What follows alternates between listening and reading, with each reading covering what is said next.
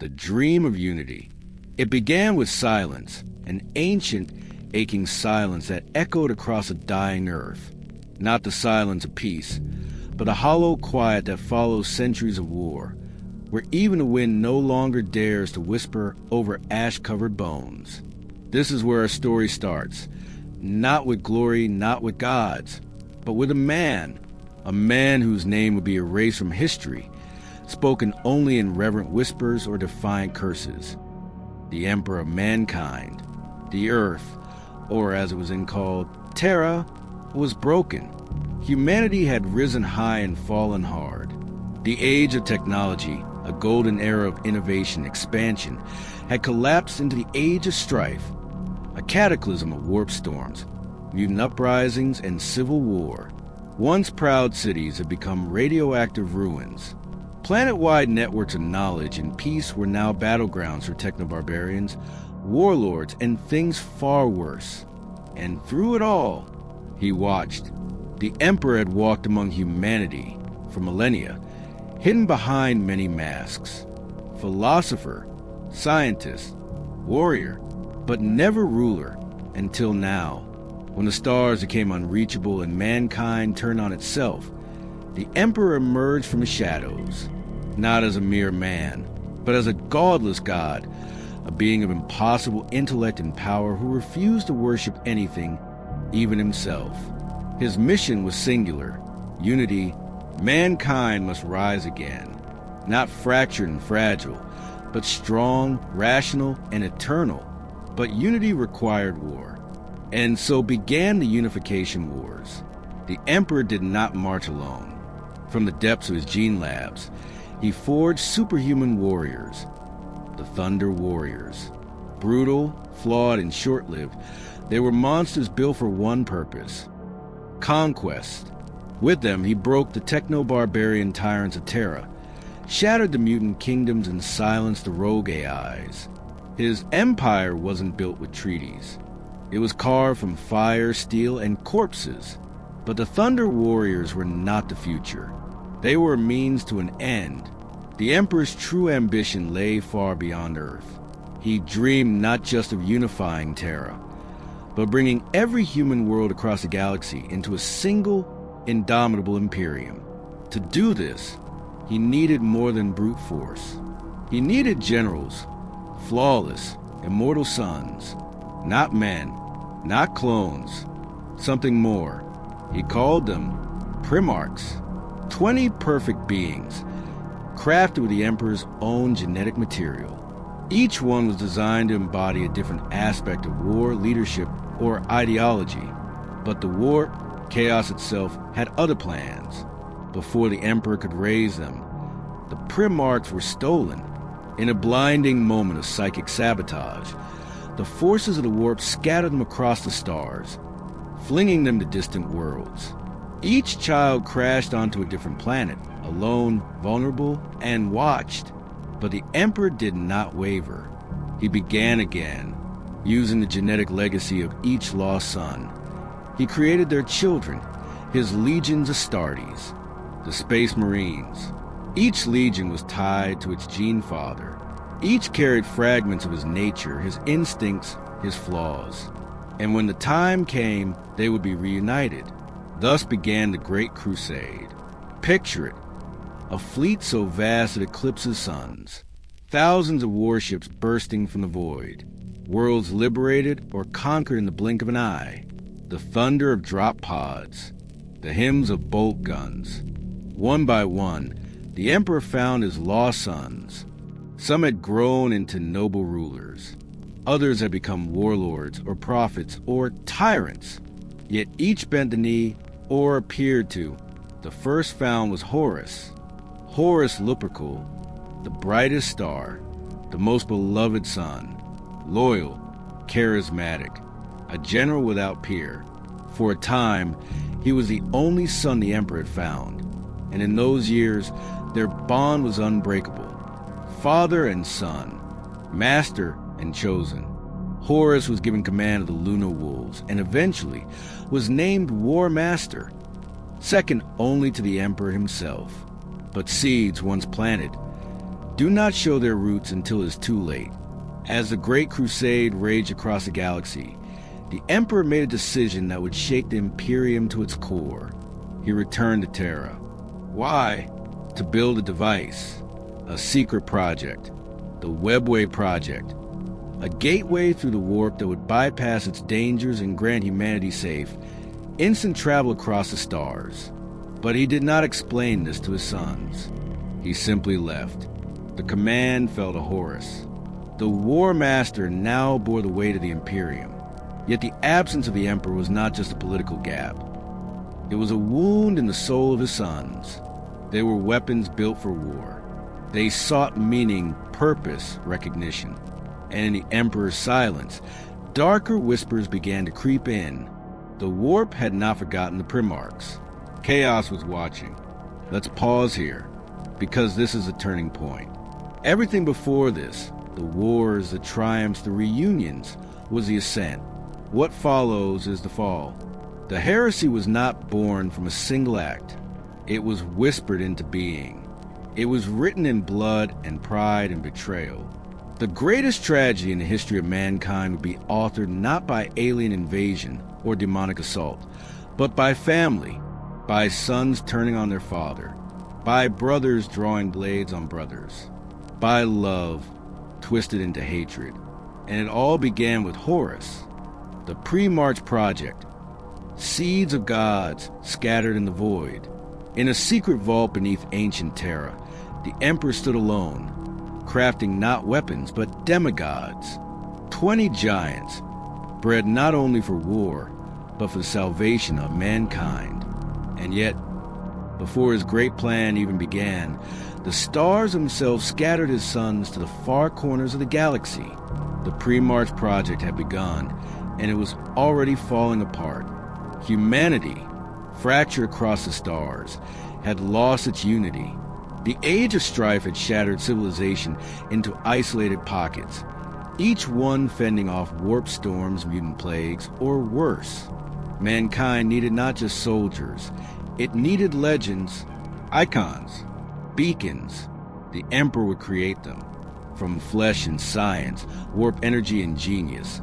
He forged the Primarchs, 20 perfect beings, each one sculpted with care, imbued with part of the Emperor's own essence. They would be his generals, his sons, his avatars of war and peace alike. So would be noble kings. Others, brutal conquerors. Each Primarch was genetically engineered to embody a specific philosophy: courage, logic, wrath, loyalty, ambition, even faith. They were meant to be both tools and symbols, a bridge between the Emperor's cold divinity and the flawed humanity he sought to unify. But the warp had other plans. Before they could even take their first breaths, the Primarchs were stolen. Through the roiling chaos of the warp, unseen hands tore them from their gestation chambers. One by one, they vanished, each capsule flung to a distant world in a storm of sorcery and fate. The Emperor's vision cracked before it could take form. What was meant to be precise and control was now a mystery, a treasure hunt across a galaxy steeped in war and blood. This was no accident. The forces of chaos, ancient malevolent entities dwelling in the warp, had seen potential of the Emperor's sons, and so they intervened. They did not kill the Primarchs. They did something worse. They scattered them, hoping that distance and culture would corrupt them. That divided, they would be vulnerable. And so, each Primarch landed on a different world. Some cruel, some kind, some steeped in violence, others in nobility. Their upbringings would shape who they became, for better or for far, far worse. Let's pause and let that sink in. Imagine creating 20 godlike sons, only to watch them be stolen by the very realm you despise. That's the opening tragedy of the Horus Heresy.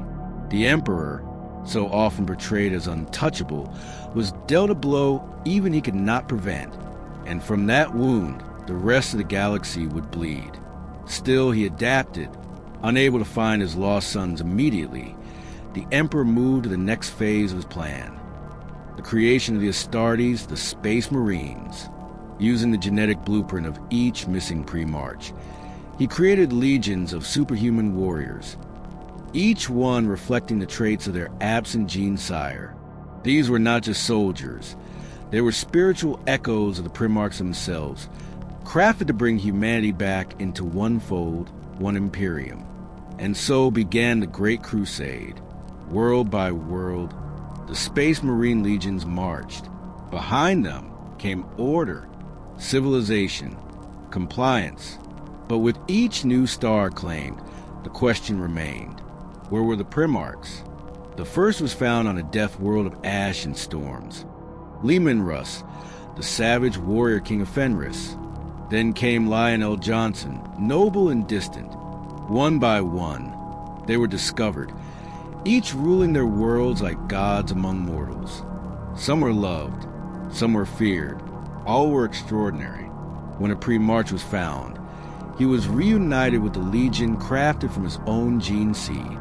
The bond was instant, almost spiritual, as if a missing puzzle piece had been clicked into place. The Emperor welcomed them all as sons. His long-lost children returned. But beneath that warmth, there was something colder. Each Primarch felt the weight of being second to their creator. They had grown without guidance, without answers, and though many adored the Emperor, others quietly questioned him. Why had he not come sooner? Why did he abandon them? This resentment would simmer, buried beneath triumphs and parades. For now, the galaxy celebrated. The Great Crusade gained momentum. With the Primarchs at the helm of their legions, the Imperium expanded faster than ever before. Countless worlds rejoined the fold. Humanity began to believe in itself again.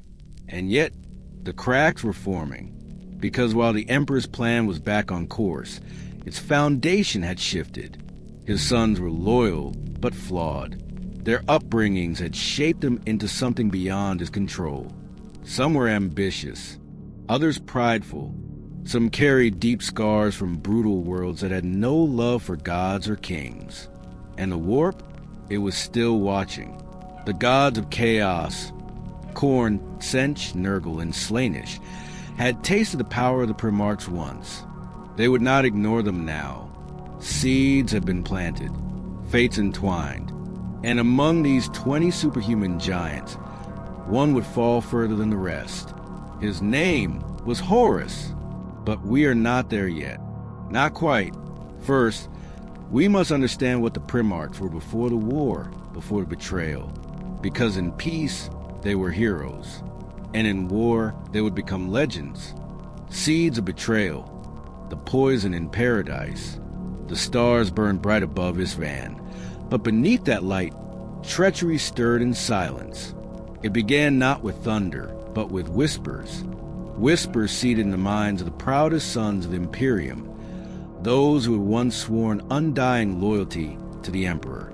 These were not weak men. They were demigods, generals, kings of battlefields across the galaxy.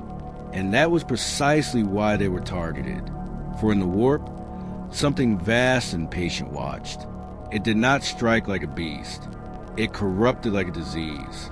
The Horus Heresy did not explode into being overnight. It was planted, watered, and nurtured, its roots sinking deep into the very foundations of the Imperium. The tool? Horus Lupercal, the Warmaster, the most beloved of all the Emperor's sons. But before the betrayal, there was trust, and that trust would be weaponized. Let us rewind. After Ullanor, when the greatest of all Orc empires was crushed under the heel of the Imperium, the Emperor did something unexpected. He stepped away. He handed the reins of war to Horus, raising him above all other Primarchs. The Warmaster, his father's right hand. It was an honor meant to bind Horus tighter to him. Instead, it isolated him. Other Primarchs, men like Perturabo, Ongron, and Mordorion, watched the coronation in silence. The seeds of jealousy were already present. Horus, for all his loyalty, began to feel the burden of empire press heavy upon him. Without the Emperor, the weight of expectation became unbearable.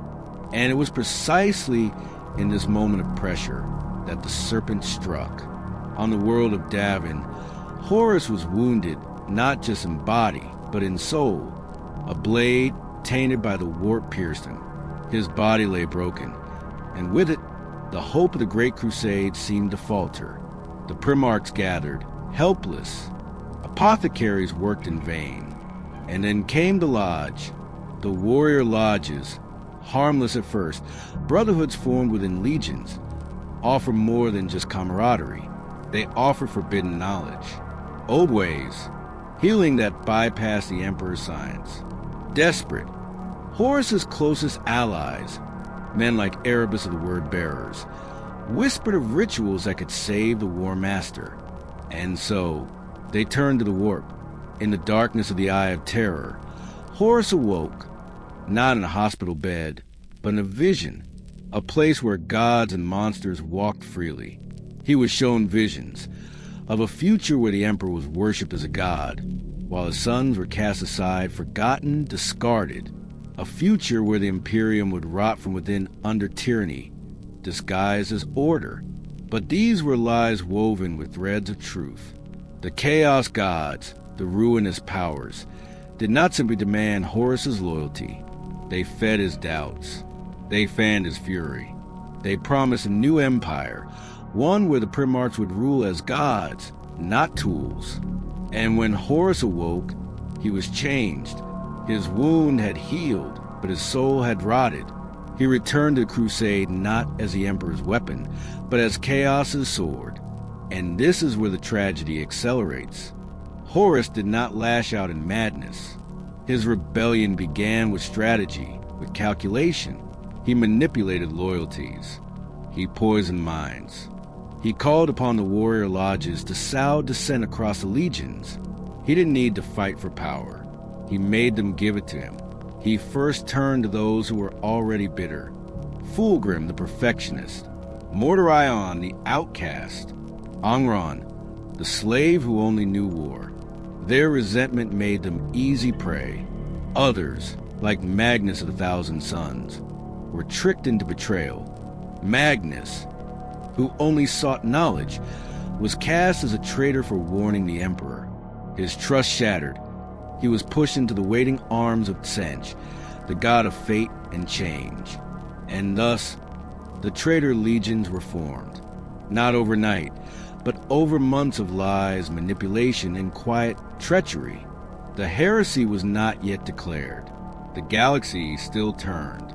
But at its heart, the Imperium was already bleeding. Entire worlds pledged themselves to Horus in secret. Forged worlds began crafting weapons for a war they didn't yet know they were fighting. Astartes began killing their own brothers in the dark. The greatest betrayal in galactic history wasn't a shout. It was a whisper that grew into a scream. And when the scream finally came, it came on the black sands of Isstvan III. This is where the heresy breaks its mask. Horus, still pretending loyalty, orders the purge of disloyal elements from his own legions. Loyalist Astartes are sent to the surface of Isstvan III under false pretenses. Then orbital bombardment rains down upon them. Brother kills brother in fire and ash. Garvio Loken, Targ Torgadon, names once etched in the Emperor's light, are reduced to ashes under Horus's orders. The lie ends. The rebellion begins. And yet, this is only the prologue. What started with whispers will become war. What began as betrayal will burn across thousands of stars. And at its core stands a broken son, trying to kill his father. The Lupercals whisper. Horus ascended. The winds howled across the blasted plains of Davin, in the shadows of ancient ruins, beneath a sky tainted with sorcery. The fate of mankind was about to pivot on a single man's soul. It began not with war, but with a wound, on the moon of Davin, during what should have been a minor campaign to cleanse a corrupted governor. Warmaster Horus, the favorite son of the Emperor, fell, not in battle, but to a blade, a relic blade, forged from the warp itself, wielded by a corpse-possessed soldier. He was mortally wounded, and in that moment, the galaxy shuddered. For a time, Horus lingered between life and death. His body was taken to the Serpent Temple, an ancient and forbidden place pulsing with dark energy. There, the traitorous word-bearers and their sinister allies orchestrated something far more dangerous than healing. They opened a door, a psychic gateway between Horus and the entities of the warp, the Chaos Gods. Horus's spirit was pulled from his flesh and cast into a dreamscape of illusion and temptation. The Chaos Gods did not appear as monsters. They came as whisperers, as truths, as poisoned memories twisted into emotion. In this place, they showed Horus a version of the future, one where the Emperor became a god, ascended to rule the Imperium with tyranny and apathy, while his sons were discarded, forgotten, or slain. And then came the final blow. They revealed to Horus the truth. The Emperor had lied, that the Great Crusade was not for unity, not for peace, but for power, that the Emperor was ascending to godhood, leaving the Primarchs behind as pawns. Whether this vision was real or crafted, it did not matter. What mattered was what Horus believed. He woke up with new purpose, and with him woke up rebellion. The Warmaster returns, changed. When Horus rose from his sickbed, those around him knew something had shifted. He smiled, but the warmth was gone. His eyes glowed with conviction, and something colder. His words became sharper. He spoke not of unity, but of betrayal, of the Emperor's deceit, of freedom for the Primarchs. The Luna Wolves, once the most loyal of legions, followed him without question. He renamed them the Sons of Horus, a symbolic rebirth, a declaration that the old order was dead. But he did not rise alone. Seeds in the shadows, the quiet traitors. Before the heresy erupted into flame, it whispered through halls and warships.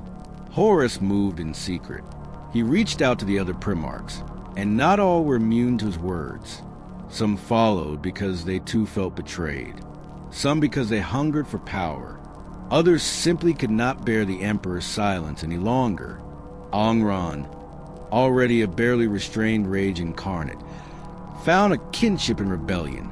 Mordorion, the Dar Lord of Death, had always despised the Emperor's hypocrisy. Fulgrim, proud and vain, was already falling to the seduction of perfection. Lorgar, broken for his faith, now served the gods who had answered his prayers. Each joined Horus in their own way. Each added their legion to his cause. And in the void, the storm grew. Isstvan III, the false war begins. The first open move came at Isstvan III. Horus declared the world in rebellion and sent 4 legions to suppress it. The Sons of Horus, World Eaters, Death Guard, and Emperor's children. But this was a lie. Within those legions were still loyalists, still warriors who believed in the Emperor. So Horus gave them an honorable mission. Landfall, lead the assault, and when they were planetside, he unleashed virus bombs. The world burned in fire and plague. A genocide. Horus had cleansed his ranks in one brutal purge, sacrificing his own men to silence dissent. But not all perished. A remnant survived. They fought, bled, raged against their own traitor brothers. It was the first true battle of the Horus Heresy, and a microcosm of what was to come. The heresy is born. After Isstvan III, there was no more hiding. The Warmaster had turned. The Imperium, vast and scattered, could barely comprehend what was happening. The communication delay across the stars meant many still believed Horus was loyal, that this was just confusion. But for the Primarchs, the truth was undeniable. The Emperor's favorite son had broken his oath and taken a third of the Imperium with him. From this point, the heresy became a storm. Planets fell. Legions fractured. Brothers turned on brothers. What began as whispers on Davin had become a full-fledged galactic civil war. And still, the Emperor remained silent. Perhaps the greatest tragedy was the Emperor himself. Still locked away on Terra, buried in a secretive web of psychic work, the Webway Project. He did not act, did not speak, did not explain. To some, this was proof of his betrayal. To others, it was blindness, pride. But the silence from Terra only added fuel to Horus's cause. Because in war, silence is a weapon too. The fracture of brothers. It wasn't war yet. Not fully, not openly, but trust had already begun to rot in the hearts of gods. The silence before a civil war is always more terrifying than the war itself. It is a hush in a cathedral before it burns, the cold breath held between two brothers about to draw swords.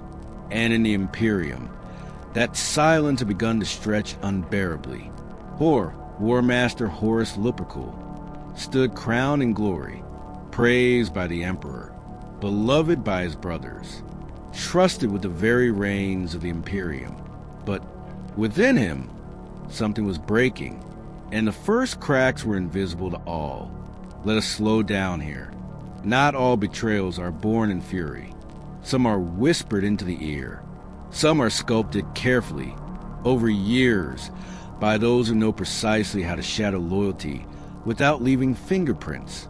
Enter the gods of the warp, the ruinous powers. They are not deities in any human sense. They are madness given form, the fears, lusts, hatred, and ambition of every soul across time. And to them, Horus was the greatest prize the galaxy could offer, not just because of who he was, but because of what he meant. You see, Horus wasn't just another general. He was a symbol, a father's most trusted son, the favorite, the example to all others. If they could turn him, the others might follow. And so they began their dance. They chose their stage, the planet Davin. What seemed like a routine campaign turned sinister when Horus fell grievously wounded by a cursed weapon, poisoned near death. And beyond even the Emperor's science, Horus was taken by his followers to receive healing from Davinite shamans, who were no mere healers. They were cultists, and their cure came not from medicine, but from ritual. Inside the warp, Horus did not dream. He was shown visions, lies wrapped in truths, future histories, where the Emperor abandoned his sons, where humanity became a tyrannical machine, where the Great Crusade was a lie, where Horus would be forgotten, nothing more than a footnote to the Emperor's own godhood. They told him this was not prophecy, this was reality, and they offered him a choice: join the Chaos Gods and reshape the galaxy in his own image, become the true master of mankind, or be discarded. Here, pause, because this wasn't a cartoonish moment of evil. This was a human one, a moment of fear, of doubt, of a warrior who had bled for his father, but now felt abandoned, who saw no throne waiting for him, only oblivion. And so Horus said yes. When he awoke, he was healed, stronger than ever. But behind his eyes, the fire had begun. Now he did not see the Emperor as his father. He saw him as his rival. And from that moment on, every act he made was a step toward war. But he did not roar his betrayal. No, he whispered it to his closest brothers first, those who had also known doubts. Angron, whose rage had never been tamed. Mordorion, who had chafed under the Emperor's hypocrisy. Fulgrim, who had begun to taste corruption like fine wine. And Kurz, who had already walked in shadow. Each heard Horus's truth, and each, in turn, began to fall. What began as one poisoned mind was now a conspiracy, a cabal of demigods who would tear the Imperium apart, not in a day, but in whispers and daggers and secrets. And across the stars, the Emperor remained silent, still buried in his work beneath Terra, still convinced the Primarchs could govern themselves, still blind, or worse, unwilling, to the storm rising beneath his golden throne. And here we sit, viewer, right at the tipping point. This was the last moment the galaxy still could have been saved. The last moment before open rebellion. The last time a brother might have reached out a hand and been heard. But instead, they sharpened their blades. In the next chapter, we watch the first blood fall. And once that blood spills, there will be no turning back. The breaking of brotherhood. Smoke hangs in the air like a funeral shroud. The sound of bolters fades into silence. On the scorched plains of Isstvan, brother has turned on brother, and the dream of unity lies bleeding in the mud. The betrayal was no longer whispered in shadows. It screamed from orbit, from the crackling Vox transmissions and the twisted expressions of those who once bore the Emperor's light.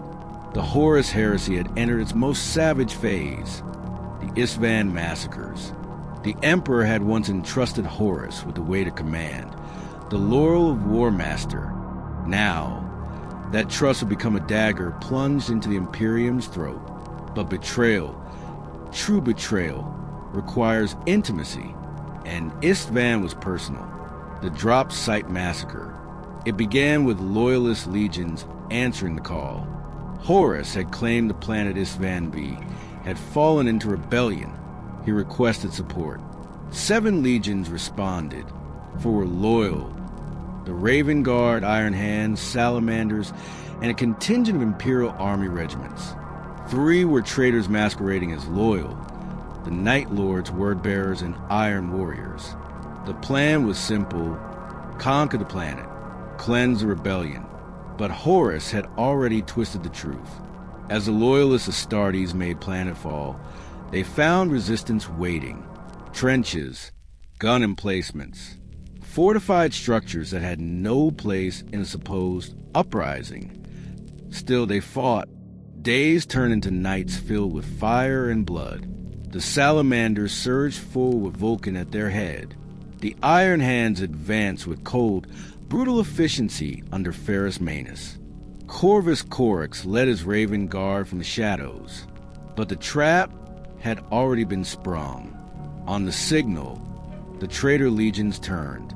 The second wave of reinforcements, meant to bring salvation, descended from the skies. Instead, they brought annihilation. The Word-bearers opened fire on the flanks of the Raven Guard. The Iron Warriors shelled the trenches of the Iron Hands. The Night Lords tore through the rear lines of the Salamanders like wolves among sheep. It was not a battle. It was a slaughter, the death of Ferrus Manus. Among the deadliest confrontations was a duel between 2 Primarchs. Ferrus Manus, the Lord of the Iron Hands, and Fulgrim, the once noble leader of the Emperor's children. Ferrus had once considered Fulgrim a brother, even a friend. But Fulgrim had changed, his soul bartered to the chaos god Slaanesh. They met in the chaos of battle, surrounded by fire and steel. The air itself seemed to recoil from the clash of their blades. Ferrus fought with relentless fury, Fulgrim with deadly grace. For a moment, it seemed Ferrus might prevail. But Fulgrim, twisted by demonic temptation, drew a weapon gifted by the gods, a blade that screamed with demonic hunger. In a single, final stroke, Fulgrim took Ferrus Manus' head, and with it, the dream of unity fractured further. The shattered legions. The survivors were few. Corvus Corax barely escaped with remnants of the Raven Guard. Vulcan, Primarch of the Salamanders, was lost, presumed dead. The Iron Hands, leaderless and broken, scattered. The loyalist legions that survived Isstvan were never whole again. They became known as the Shattered Legions. These remnants waged a bitter guerrilla war in the shadows of Horus's empire. No longer vast armies. They were phantoms, saboteurs, assassins. Vengeance given form. But the loss was greater than numbers. The massacre at Isstvan V wasn't just a betrayal of brothers. It was a demonstration of what chaos could do to the noblest of warriors. It proved that no one was immune. The psychological fracture. For the Imperium, the heresy was no longer a distant rumor. It was now undeniable. Entire worlds had turned. Primarchs had fallen, and worse, Loyalists had died at the hands of their kin. The Emperor, cloistered in the Imperial Palace, received news of Ferrus Manus' death with stone-faced silence. But those around him, Malcador, the custodians, and his remaining loyal sons, felt the storm gathering. It was clear this war would not be swift. It would be apocalyptic. The war begins in earnest. With Isstvan, the lines were drawn. No longer could any Primarch pretend neutrality. Horus had declared his rebellion in blood. He no longer fought for reform or philosophy. He fought to destroy the Emperor. The traitor legions began their march. From Isstvan, they turned outward, world by world, system by system. With every conquest, they spread the disease of chaos further. The word bearers sowed corruption. The Death Guard spread plague. The World Eaters reaped skulls and rivers of gore. But even amidst the darkness, the flame of resistance still burned. Robert Guilliman fortified Ultramar, preparing his realm for siege. Rogel Dorn returned to Terra, transforming the Imperial Palace into the greatest fortress in human history. Leman Russ gathered the Space Wolves, ready to hunt traitors across the stars. The heresy had begun with a whisper. Now it roared like a maelstrom. The bigger picture. The Drop Site Massacre was more than just a tactical loss. It was a ritual of sorts, a sacrament of betrayal. It marked the moment chaos stopped lurking in the shadows and bared its fangs. It also shattered the illusion that the Imperium was invincible. If a Primarch could fall, if legions could be corrupted, then what hope did ordinary men have? That was Horus's real weapon. Not just legions or titans, but doubt. The kind that eroded trust. The kind that made allies look over their shoulders. The kind that weakened empires from within. The dead speak in echoes. The name Ferrus Manus is now spoken like a prayer among the Iron Hands. His death became a symbol, a wound that would never fully heal. Some whisper that his head was taken by Fulgrim, preserved in stasis as a twisted trophy. Others believe the Emperor felt Ferrus's death across the psychic void and grew more distant, more resolved. One more child lost the storm.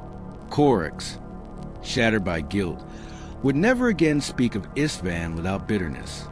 Vulcan, whose fate would unravel further in time, would carry the scars of Isstvan forever, even if his body could not die. And in the void, the traitors laughed. Isstvan was only the beginning, the siege beneath the stars. The skies above Terra are no longer safe. Fleets loom in the void like ancient beasts.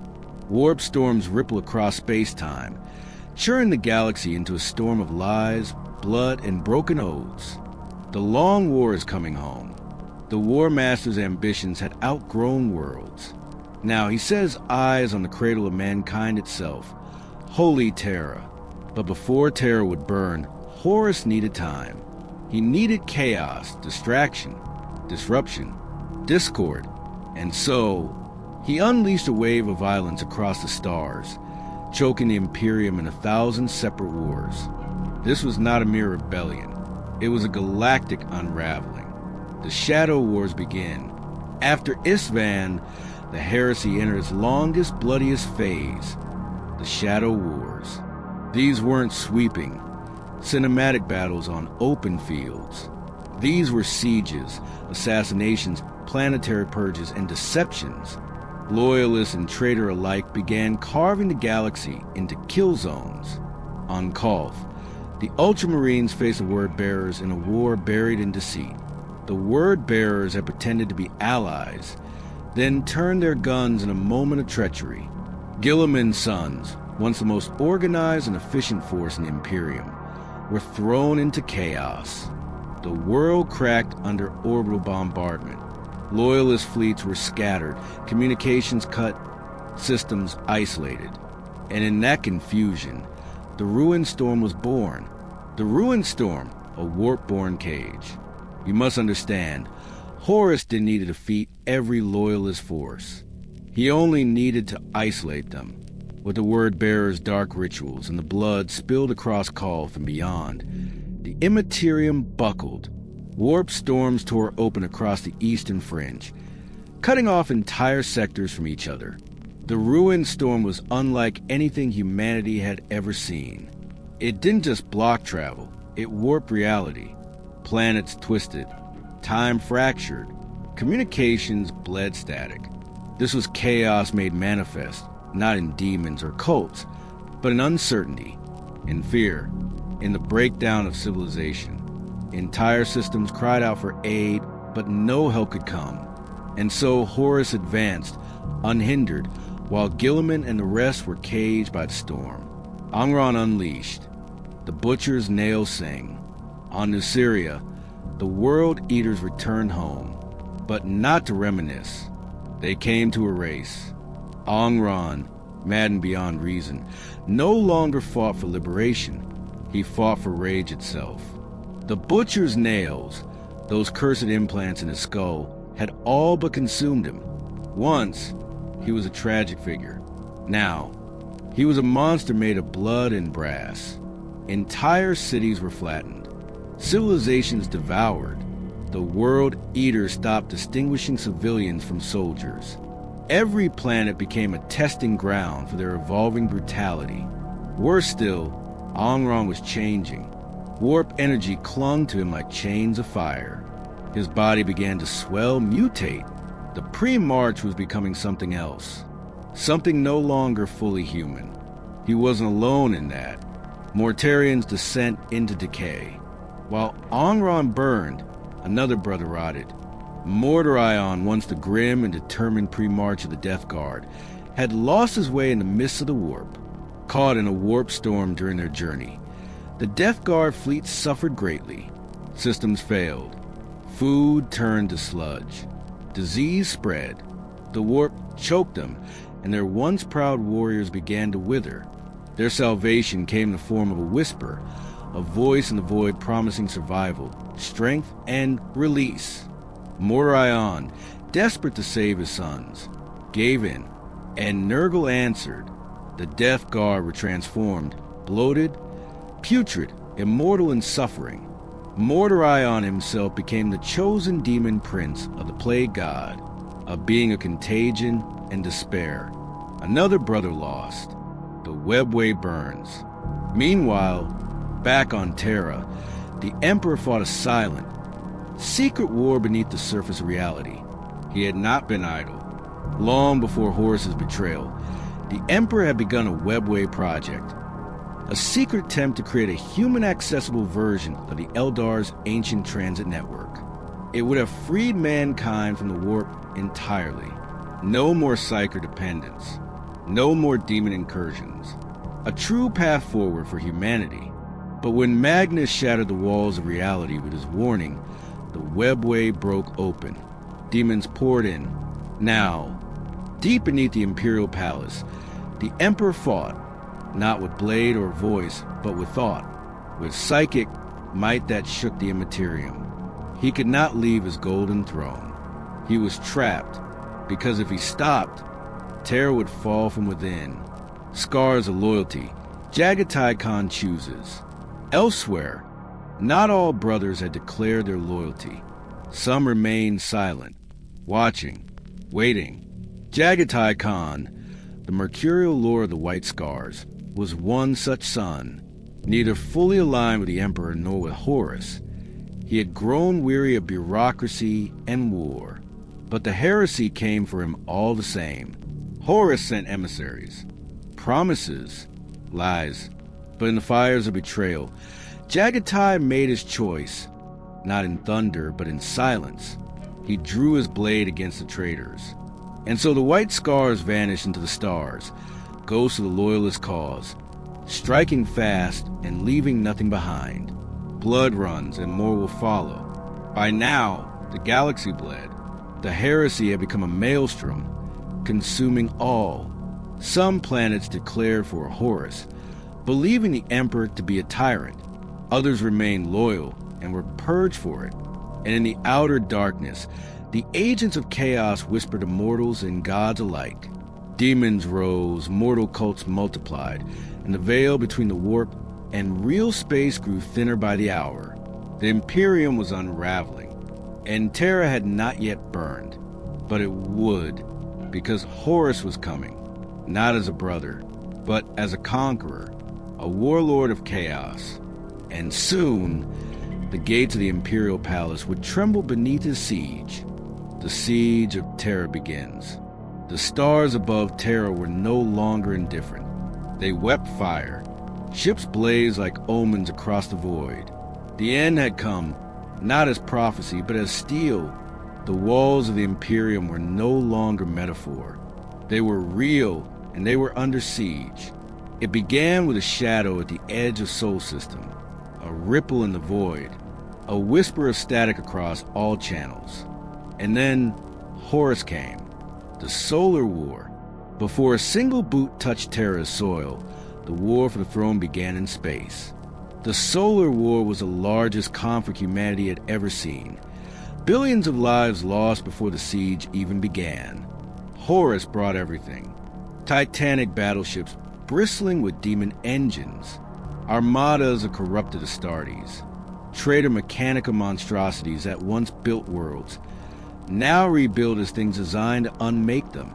But the defenders were not idle. Rogel Dorn, the Emperor's stoic son, had been fortifying Terra for years. His strategy was brutal, effective, and absolute. Fortress after fortress. Orbital defense networks. Kill zones. Fleets hidden in asteroid fields. It wasn't just defense. It was a funeral pyre ready to be lit. The betrayal at Saturnine. In the shadow of Saturn, one of the most critical battles of the Solar War erupted. The Saturnine Gate, a primary access point at Terra, had to hold. The Imperial fists dug in. The traitor forces smashed into them like a tidal wave. But this wasn't just war. It was a test of ideologies. The Loyalists fought for duty, for survival, for the Emperor's dream. The traitors? They fought with the madness of conviction, that their betrayal was righteous, that the Emperor was a liar, that Horus was liberation. The line held, but barely, and every victory came at the price of 100,000 bodies. The void turned red. The palace prepares. On Terra, every breath became a prayer. Civilians were conscripted by the millions. Streets were cleared. Artifacts and relics were buried or hidden. Every corridor of the Imperial Palace, once a monument to unity, became a kill zone. Entire divisions of the Imperial Army dug trenches in its shadow. Titan legions positioned themselves behind enormous gate walls. Custodians and Sisters of Silence took command of psychic defense lines.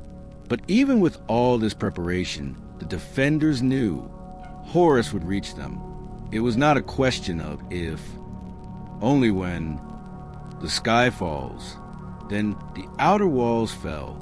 Horus's forces breached the Sol System and drove toward the throne world like a spear tip. Orbitals exploded. Defense grids failed.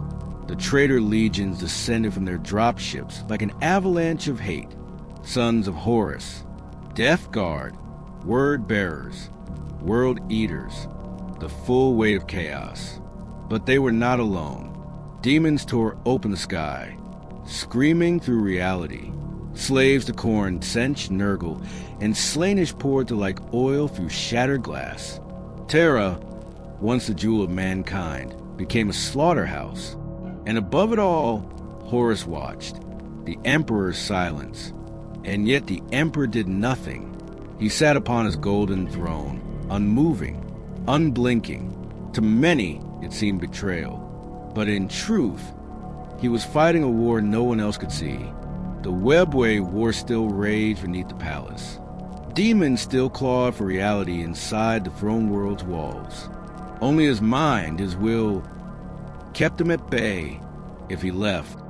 Even for a second, the defenses would shatter from within. The throne was no longer a symbol. It was a prison, a necessary one. Sanguinius takes flight. But not all hope was lost. One light remained, Sanguinius, the angelic Primarch of the Blood Angels. While Horus was a dark messiah, Sanguinius was a true savior. Golden wings, noble soul, a warrior who carried the burden of prophetic death, and chose to fight anyway. He and his sons descended upon the palace as reinforcements, fortifying the walls with their courage, their speed, and their sacrifice. But Sanguinius had seen a vision. In his dreams, he saw himself die atop a black throne, facing Horus. And still, he came, knights, custodians, and forgotten. The siege drew in every arm of the Imperium. Knight houses fought alongside Adeptus custodes, elite warriors who had not bled in such numbers for millennia. The Sisters of Silence stood guard near Psyker lines, strangling warp echoes with their null aura. And even the Mechanicum loyalists, those who had not turned to the Dark Mechanicum, unleashed technologies long thought buried. Weapons that broke mountains, shields that could hold back the warp. But none of it would be enough without time. They needed to hold until something, anything, could change the tide, because deep down they feared the truth. Horus might win, the traitor within. Amid the fire and steel, another war burned, a war of loyalty. Not every Imperial citizen held fast. Not every warrior remained true. Some, seduced by chaos or fearful of defeat, opened gates from inside. Some turned traitor. Some fled. Some whispered in the dark. And with each betrayal, the siege deepened. The enemy advanced. Faith true tested faith, became as vital as ammunition. The wall cracks. At last, the outer bastions of the palace began to fall. The walls, once thought invincible, buckled beneath orbital bombardment and traitor engines. Massive breaches opened. The enemy flooded through. World Eaters, howling like beasts. Death Guard, dragging filth and plague behind them. Word-bearers chanting blasphemies as they sacrificed prisoners on the steps of imperial monuments. Terror screamed, and in the heart of the palace, the Emperor prepared for final hour, to be concluded. As Terra's sky turned black, one truth remained. This was not the end of mankind. This was the end of everything we thought we knew about loyalty, divinity, and brotherhood. What awaited at the heart of the storm would not be survival, but sacrifice. The throne of sacrifice. The walls were gone. The stars were burning. The sky over Terra was choked in black ash and the wails of dying gods. And deep within the Imperial Palace, two brothers walked toward destiny. One to redeem humanity, the other to end it. The final gate. The palace lay in ruins. The Eternity Wall bastion, the Lion's Gate, the Saturnine Line, all broken. Millions dead. Corpses pave the halls like a second floor of meat and metal. The blood of mortals mixed with that of demigods. And now, Horus had broken through. He had breached the Sanctum Imperialis, the inner sanctum of the Emperor himself. Only a few stood between him and the throne. Sanguinius, Rogel Dorn, Malcador the Sigillite, and what remained of the Blood Angels, Imperial Fists, and Custodes. It was the end of the end. But endings are not quiet. The Angel and the Warmaster. Sanguinius arrived first, wounded, bleeding, winged, and radiant. He entered Horus's throne room aboard the Vengeful Spirit, which now hovered in orbit, its corrupted architecture shifting like a wound in reality. Horus waited, no longer merely a Primarch. Horus was transformed. The warp had elevated him into a being of impossible scale, a warlord, a god, a prophet of annihilation. Still, Sanguinius did not flinch. He knew the prophecy. He had seen his death. But he came anyway. The two demigods clashed, not with words, but with everything. It was not war. It was divine wrath made flesh. Sanguinius fought with all the fury of a dying empire, wings shattered, bones broken, blades swinging in righteous arcs. But he was only ever meant to buy time, and time is blood, the Emperor's descent. When the Emperor arrived on the vengeful spirit, he was not a man. He was silence made form, light wrapped in flesh, a god with a face so terrible that mortals wept at the sight of him. He stepped over Sanguinius's corpse, his beloved son, and stared into the eyes of Horus Lupercal, his most cherished creation and greatest betrayal. There were no more justifications, no more diplomacy, only judgment. The duel that followed was not just combat, it was cosmic retribution. The Emperor unleashed the full might of his being. Psychic fire, golden lightning, temporal collapse. Horus answered with warped fury, channeled directly from the dark gods. They ripped apart reality around them. Entire decks disintegrated. The vengeful spirit groaned like a dying star. The Imperium bled into real space. Father and son, creator and destroyer. And then Horus won. The moment of doubt. The Emperor fell. Even a god king could not fight chaos forever. Horus stood over his broken body. Victory was his. And yet he hesitated. Not because of guilt, but because humanity flickered in his eyes. For a moment, that was when a lowly, nameless Imperial guardsman charged into the room. Alone, terrified, weapon trembling in his hands. He tried to defend his Emperor, and Horus, in that moment of fading humanity, obliterated the mortal, burned him to ash with a thought. That was the final mistake. The God Emperor rises. Seeing that act of cruelty, of unrepentant, absolute evil, the Emperor's soul ignited. He understood then, Horus was truly lost. There was nothing left to save. The Emperor unleashed everything he had. He did not hold back. He burned Horus from existence. Not just his body, his soul, his essence, his name across the warp. Even the dark gods recoiled. But the price was catastrophic. The Emperor was mortally wounded, shattered, psychically and physically. His body was broken. His mind fragmented. Victory was won. But the cost was eternity. The Golden Throne. Rogel Dorn found him barely alive. And with the help of Malkador, the Emperor was interred upon the Golden Throne, a life support device, throne, and psychic weapon all in one. It kept his body alive, his soul anchored, his will radiating across the Imperium. But he would never rise again, never speak again. He had become the living corpse, worshipped as a god by a people who never truly understood him. And the dream of unity was dead. The Scouring. In the aftermath, the Loyalist legions purged the remaining traitor forces in what will be called the Scouring. The traitor legions fled into the Eye of Terror. Chaos warped realms beyond reality. They became the Chaos Space Marines, eternal enemies of mankind, traitors forever. The Loyalists split into chapters by order of the Codex Astartes to prevent any single legion from gaining too much power again. The Imperium did not collapse, but it did not recover. It calcified, it rotted, it endured. The heresy's legacy. The Horus Heresy was not just a war. It was a shattering of truth. It revealed that the Primarchs were flawed, that even gods could fall, that loyalty was not eternal.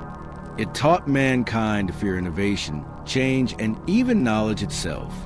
It built an imperium of dogma, of decay, of fanatical worship.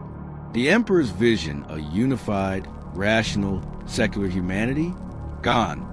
In its place, the Imperium of Man, a galaxy-spanning prison of eternal war. And still, we endure. 10,000 years have passed.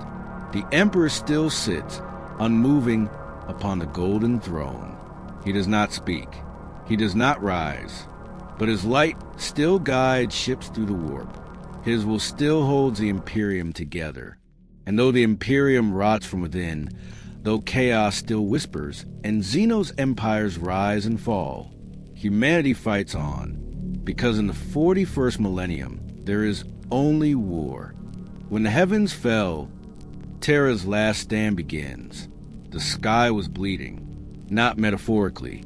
The void above Holy Terra cracked open, bleeding warp storms like wounds torn into reality. The stars themselves vanished in a haze of fire and madness. Humanity's cradle had become its coffin, and the gods were coming home. It began with silence, a dread, suffocating silence as the final act of the Horus Heresy opened across the void.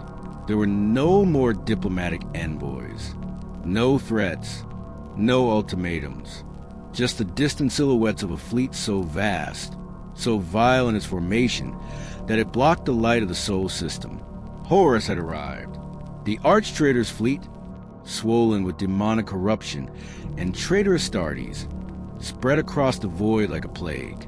7 years of blood and betrayal had led to this. Every shattered brotherhood, every lost world, every compromise of honor, it all pointed here, to Terra, to the Emperor's golden throne. But the gates of the Imperium were not unguarded. Malcador the Sigillite, weary but unbroken, stood at the heart of a defensive colossus. The Imperial fist, led by the Master of Defense himself, Rogel Dorn, had turned the Imperial Palace into a bastion so vast it dwarfed cities. Void shields blanketed the continents. Gun batteries towered into low orbit. Even marshals of the Adeptus Custodes, once only bodyguards to the Emperor, now took command of defense networks. Still, the defenders were outnumbered, outmatched, and something worse stirred in the warp, a corruption of time and space itself. The Siege of Terra was not merely a battle. It was a collision of myth and reality. Pause here. Breathe. This is where Warhammer becomes more than war. It becomes tragedy. These were not faceless legions. These were brothers, sons, gods, and they were about to kill each other for the last time. The loyalist forces scrambled to make sense of the impossible. Jagatai Khan and his white scars raced through shattered warp storms to make it back. Vulcan, the indomitable salamander Primarch, reappeared after years of silence, burned but breathing. And Sanguinius, the angel of Baal, stood as the Emperor's sword, a radiant figure defiance, knowing full well he was fated to die. The defenders did not just brace for invasion. They prepared for extinction. Horus Lupercal, now swollen with the favor of the Chaos Gods, had shed what little humanity he had left. The Warmaster who once inspired trillions now commanded demons, warp engines of death, and Primarchs that were no longer men. Fulgrim, a serpent of ecstasy and murder. Mordorion, a walking plague. Angron, the Red Angel, a hurricane of screaming flesh. Perturabo, the Siege Master, built hellish fortresses from the bones of worlds, and they brought hell with them. Now escalate again. The first attack wasn't precise strike. It was an apocalypse. Orbital bombardments that turned oceans to steam. Drop pods by the hundreds of thousands. Demonic incantations that twisted the air. The void itself was aflame. Battles unfolded across the Himalaysian peaks. The Saturnine Gate, the Helios Wall, names that would become tombstones for entire legions. And amidst the horror, something strange happened. Loyalty hardened into legend.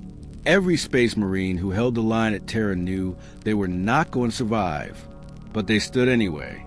Every guardsman who picked up a lost gun on the palace walls knew the warp would eat their minds, but they fired anyway. And Rogel Dorn, he became stone.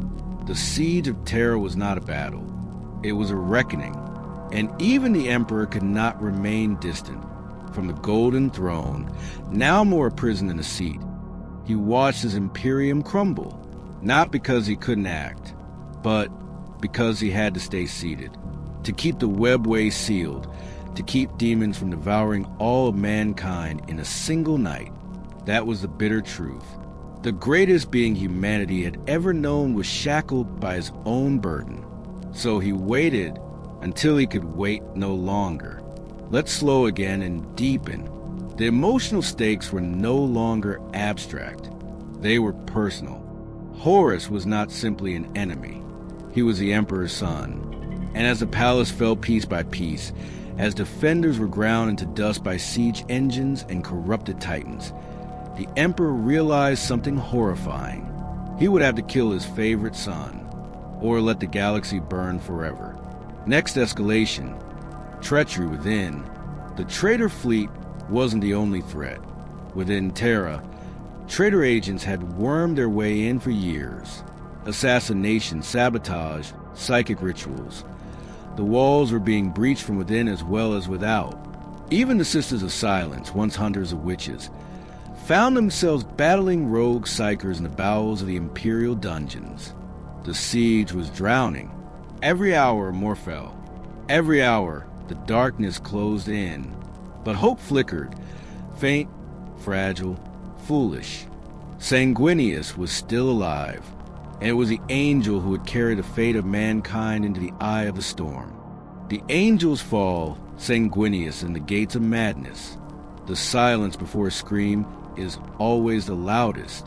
On the blood-soaked fields of Cygnus Prime, the sky bled fire and the earth wept, and at its heart, with his wings torn and soul unraveling, stood the most beloved of all the Emperor's sons, Sanguinius, staring into the abyss that stared back. There was a time when Sanguinius was a vision of hope amidst the war-torn void. The Great Crusade had seen his wings become symbols not of fear, but of salvation. Where others brought fire and chains, the Blood Angels brought unity through honor, beauty through warcraft, and, above all, mercy through strength. But that light was destined to be tested, in ways no Primarch should endure. The Cygnus Trap. It began with a call for aid. Distress signals echoed from the Cygnus cluster, reports of demonic incursions and planetary corruption. As always, Sanguinius did not hesitate. He led his entire legion into the abyss, unaware that it was a trap designed by the Warmaster himself. Horus knew something terrible about his angelic brother, something few others dared to speak aloud. The flaw, buried deep in the gene seed of the Blood Angels, was a hidden affliction, an inherited thirst, a genetic echo of death. The red thirst, a hunger for violence, a craving for bloodshed, and under certain conditions, it would awaken. Cygnus Prime was chosen for one reason. It would serve as a crucible where that flaw would be cracked wide open. When the fleet arrived, they found a graveyard reality. The warp churned unnaturally. Time faltered. Communications died. And when the Blood Angels descended to surface, they saw the truth too late. Cygnus Prime was not a battlefield. It was a stage. And waiting at its heart was a creature known as Kabanda, a greater demon of Khorne. The angels were ambushed. Entire companies were annihilated. The dead rose to fight their brothers. The living became frenzied, consumed by visions of blood and rage. And worst of all, Sanguinius saw his sons lose themselves to madness. But the real test was personal. Kabanda wanted the angel broken, and he nearly succeeded. In the skies above Cygnus, Sanguinius and Kabanda clashed in a battle that could split mountains. But this wasn't just physical, it was spiritual. The demon showed Sanguinius a future drenched in horror. His sons, all of them, consumed by rage, driven to madness, becoming monsters. And then, the final blow. Kabanda shattered Sanguinius' legs. Wings torn, halo broken, blood dripping down his ivory armor. He fell from the heavens like a comet, and the impact carved a crater deep into Cygnus Prime surface. He didn't move, but he wasn't dead, and in the silence that followed, the flaw screamed. Sanguinius was more than broken. He was shown the abyss inside himself. the monster he might one day become, the monster his sons already were. Yet in that moment of deepest despair, he chose to rise, not for himself, but for them. He refused to believe that fate was immutable, that his sons were doomed, that darkness was all they would ever be. And so, he dragged himself back into the sky, not to defeat Kabanda, but to defy him. The Emperor's light still burned in him. Barely. Eventually, the Blood Angels were able to escape, battered and haunted, from the trap. But the cost was far more than ships and lives.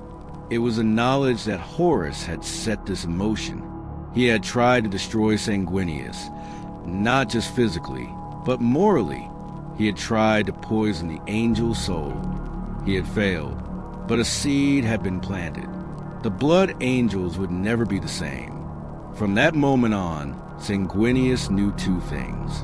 One, the flaw was real. The red thirst would one day consume them all unless something changed. Two, Horus had fallen. Not by rumor, not by whispers, but by action. The betrayal was not philosophical anymore. It was personal. The angel's heart broke, but it did not close. He still believed Horus could be saved, and that belief would carry him all the way to Terra. Because sometimes, the most tragic thing in a war is not the blood or the betrayal. It's hope that refuses to die. The dying light of mankind. Smoke curled like serpents over a burning world. The sky above Terra, once bright with the promise of reason and unity, was now a battlefield of fire and ash. Below, beneath shattered domes and the broken wings of Imperial eagles, the final stand of humanity was unfolding. The siege had begun, and with it, the last breath of the dream the Emperor once carried. Pause here. Let that image sit in your mind. Humanity's greatest city, cradle of its rebirth, now transformed into its tomb. The Siege of Terra wasn't just a battle. It was a crucifixion of an entire age. After years of betrayal, after burning worlds and shattered legions, Horus, the Warmaster, now fully possessed by chaos, brought the civil war to its final act. He laid siege to the Imperial Palace, the very seat of the Emperor himself.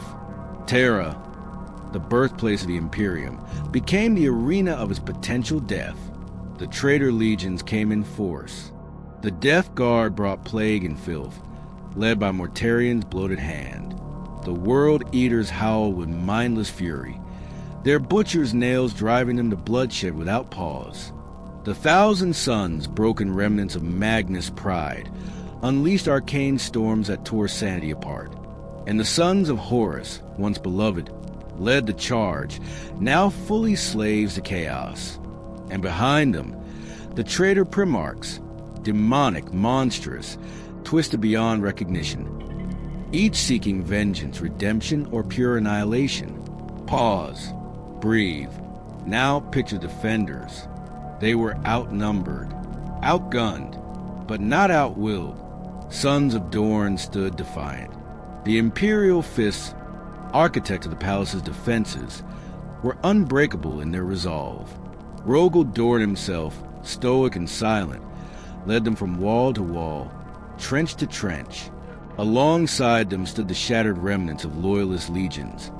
The Blood Angels, returned from the madness of Cygnus, the White Scars, swift and savage, and the shamed, scarred remnants of the Iron Hands. Even the mortals fought. The Solar Auxilia, the Imperial Army, unnumbered civilians who took up arms. Sisters of Silence, their psychic null presence a weapon in itself. Custodians, golden giants bore the Emperor's genecraft. Warriors from before the legions existed, all stood together against an apocalypse.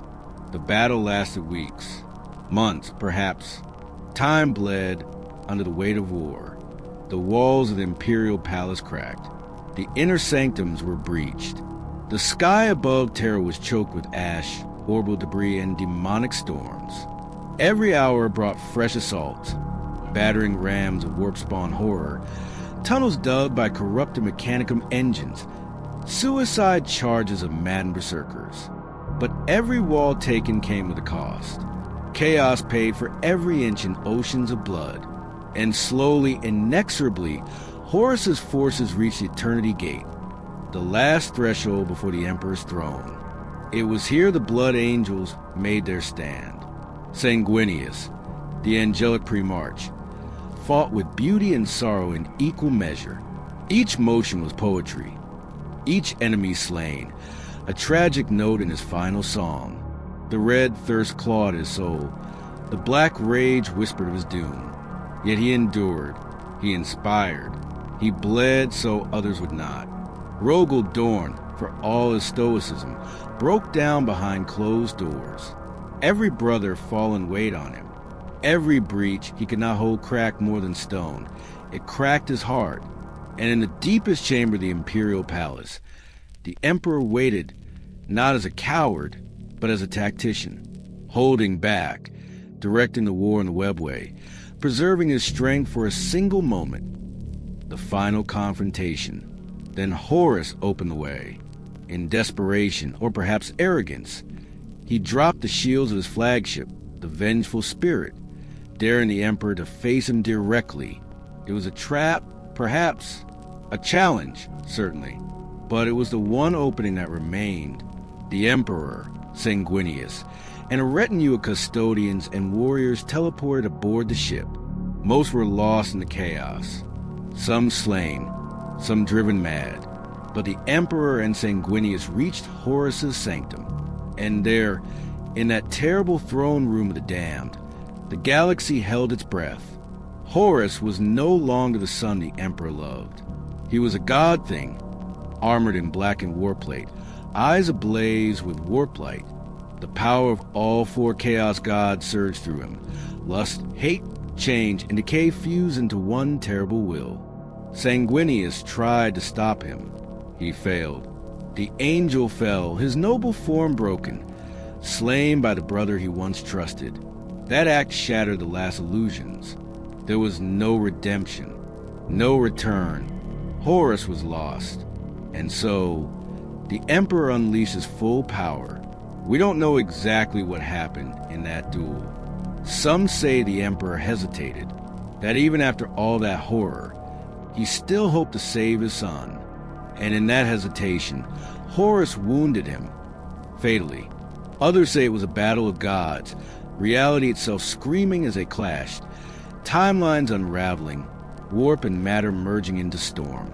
What we know is this: the Emperor killed Horus, annihilated him, not just in body but in soul, burned away so completely that not even the Chaos Gods could bring him back. But the cost was everything. The Emperor's body was broken beyond healing, his mind splintered, his soul shattered. Rogel Dorn found him, bleeding and near dead, beside Sanguinius's fallen form. With the help of the custodians, he brought the Emperor back to the Golden Throne. He has not moved since. A corpse, a god, a beacon. He lives only in machinery now, mind flickering in agonized eternity, feeding the Astronomicon, guiding humanity's ships through the warp with his sacrifice. The siege ended. Terra stood. The traitors fled. But the dream was dead. The Great Crusade, the unity of mankind, the hope of enlightenment, it all ended in fire and betrayal. The galaxy descended into a darker age than before, one where gods feed on emotion, where heresy lingers in every shadow, and where the Emperor's children, once brothers, are now the most bitter of enemies. The heresy ended, but its echoes never did.